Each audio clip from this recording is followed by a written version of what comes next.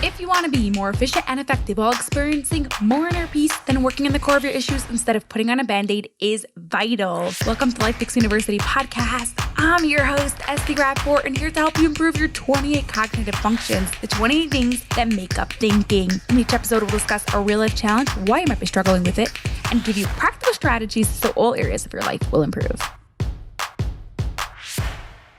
How many times did you tell yourself this time you'll be on time, only to find yourself late again? There's a reason why you struggle with being on time, and doesn't make you a bad person because of it. Okay. That's what's coming up next right here on the Life Picks University podcast, episode 353. But first, if you hear something on this episode that you think someone else can benefit from, hit share right away while you're listening so they can get some of this greatness too. Now, for today's real life challenge, I want you to imagine it's 9:12 a.m. and your potential client is already waiting for 12 minutes. As you rush in the door, he doesn't seem too happy. Something has got to change. We've got to get rid of this habit.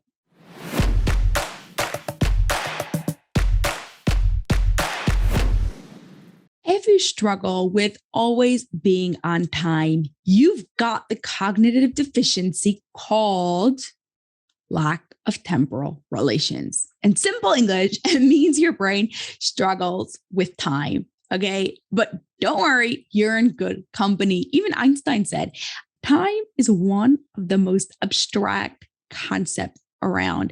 It doesn't mean it has to stay this way, okay? You can rewire your brain to understand time, at least on some level, so that way you can be punctual and be on time more often, okay? So here are 3 strategies, practical things you can do starting today to help you be more punctual.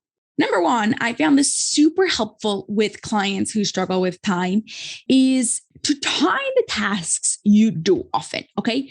So how long does it take you to take a shower? How long does it take you to do your makeup, to post a TikTok, to write a blog post, to make dinner, to make a grocery order, to organize your room, to plan your week, whatever it is? Many times your brain struggles to understand how long things actually take.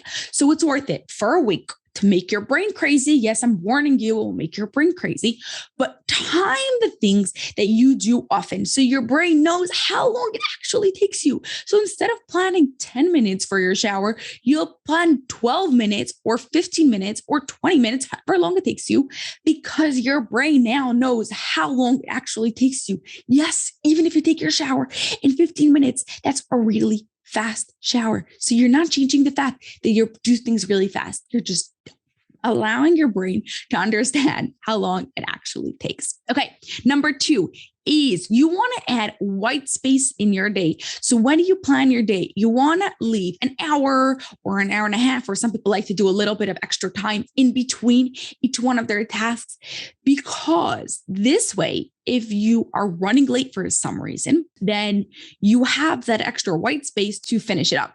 But if you finished your task on time, then you have extra space to go and do something you love. So you could go and watch something or go and dance to some music or whatever else you want to go do in that time. This is especially helpful to put your white space before an important meeting or some important appointment where you can't miss and you're like, oh, I don't know how I'm going to be on time. Put this white space. So that way, if you run late, you have that white space right in front of your meeting. Now, my tip number 3 for you is for my ADHDers. Okay.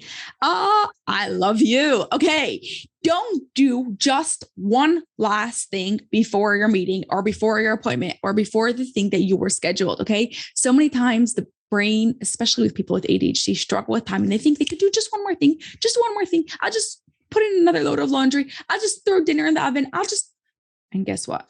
That is the thing that makes you late. So make a schedule, stick to it, and don't try to throw in one more thing that is going to go and make you late.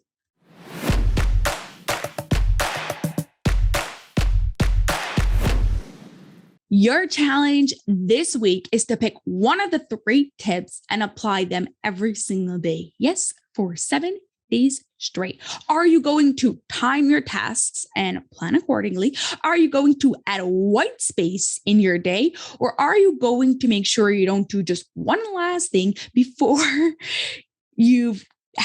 before your appointment or anything that is scheduled? And bonus points if you could do all 3 of them. Remember, time is an abstract concept and it does take time to rewire your brain for time, but you will get there. Have an awesome rest of your day, and I'll see you on the next episode.